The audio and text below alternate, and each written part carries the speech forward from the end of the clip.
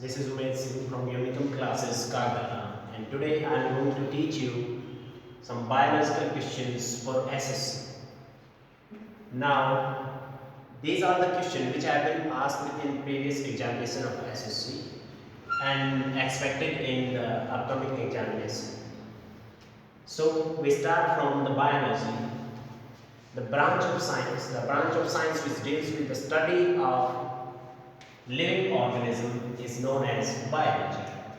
The first question, which is who is known as the father of biology, and the answer is Mr. Aristotle, जिनको हम हिंदी में क्या कहते हैं, अरस्तु। अरस्तु जिनको कहा जाता है उनको फादर ऑफ बायोलॉजी के नाम से जाना जाता है। ये सबसे पहला क्वेश्चन है जो हर एक एग्जामिनेशन में पूछा जाता है, फादर ऑफ बायोलॉजी अरिस्टोटल या अरस्तु। दूसरा जो है बायोलॉजी की एक ब्रांच है जिसको हम कहते हैं जूलॉजी यानी जंतु विज्ञान, और दोनों का फादर जो है एक ही साइंटिस्ट को माना जाता है और जिनका नाम क्या है, अरस्तु। आप यहाँ पर इस तरह से इसको याद रख सकते हो, जूलॉजी यानी जो जंतुओं का विज्ञान है, जंतु यहाँ पर देखिए और अरस्तु इधर, तो इस तरह से आप इन दोनों को याद रख सकते हैं, जूलॉजी और बायोलॉजी दोनों के फादर। दूसरा जो हमारा टॉपिक है आज का, उससे रिलेटेड कुछ क्वेश्चन है, जैसे हमारा सिमिलर एक बेसिक स्ट्रक्चर और फंक्शनल यूनिट है जिसको हम कहते हैं सेल, और सेल की स्टडी कहलाती है वो है साइटोलॉजी, स्टडी ऑफ सेल।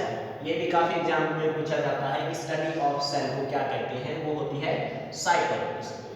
और सेल की डिस्कवरी के बारे में भी एक क्वेश्चन फ्रीक्वेंटली पूछा जाता है, और सेल की डिस्कवरी जो डिस्कवर की गई थी, खोजा गया था सेल को, वो था रॉबर्ट हुक के द्वारा। ये खोजा गया था 1665 में, इन्होंने खोजा था 1665 में रॉबर्ट हुक ने सेल को।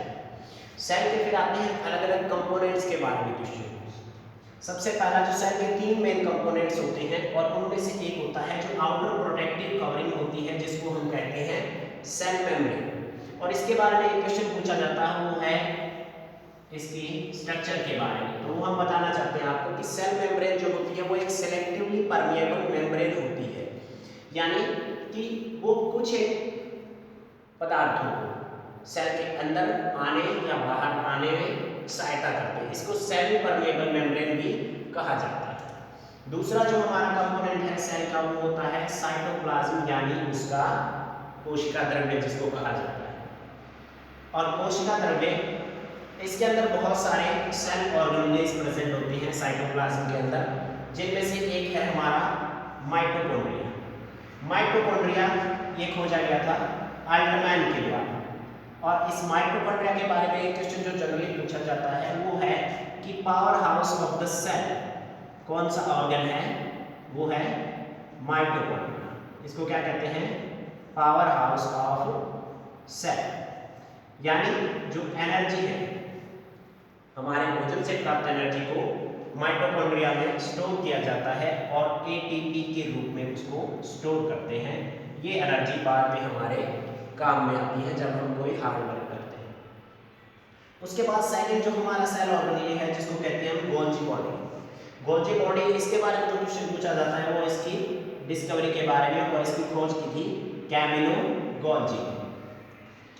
उसके बाद आता है क्वेश्चन लाइसोसोम के बारे में। लाइसोसोम के बारे में जो क्वेश्चन पूछा जाता है वो होता है कि लाइसोसोम के अंदर कुछ ऐसे डाइजेस्टिव एंजाइम पाए जाते हैं जो क्या करते हैं कि डाइजेशन कर लेते हैं सेल के अंदर डिस्टर्बेंस होने के कारण, और ये कार्सिनोजेनिक होता है, यानी जो कैंसर उत्पन्न होती है उस सेल के अंदर वो इन्हीं के कारण होती है जब सेल फंक्शन डिस्टर्ब होते हैं। तो इसलिए डाइजेस्टिव एंजाइम प्रेजेंट होने के कारण इनको सुसाइडल बैग कहा जाता है। जो क्वेश्चन आता है कि किस सेल ऑर्गेनेल को सुसाइडल बैग कहा जाता है, तो उसके बारे में हम क्या लिखेंगे, लाइसोसोम। उससे नेक्स्ट जिसके बारे में क्वेश्चन पूछा जाता है वो है राइबोसोम्स। राइबोसोम के बारे में क्वेश्चन पूछा जाता है कि राइबोसोम जो होते हैं प्रोटीन का सिंथेसिस करते हैं, यानी प्रोटीन का संश्लेषण करते हैं सेल के अंदर, तो इनको कहा जाता है protein factory.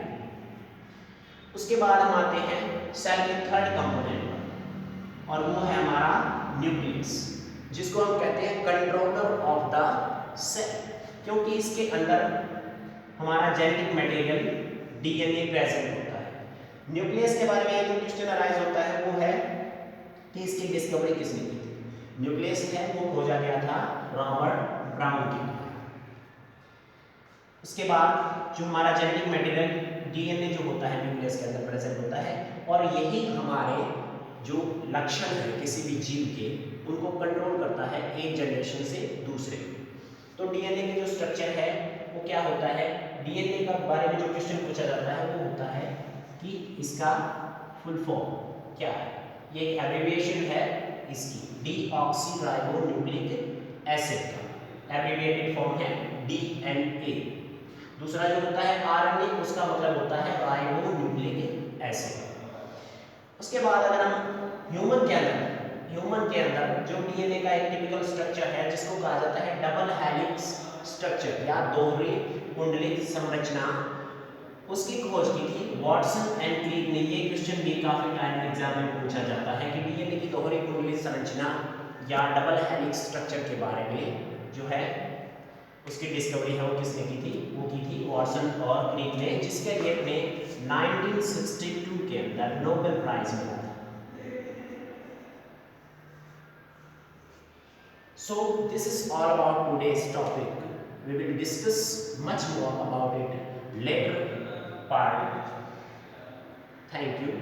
Have a nice day.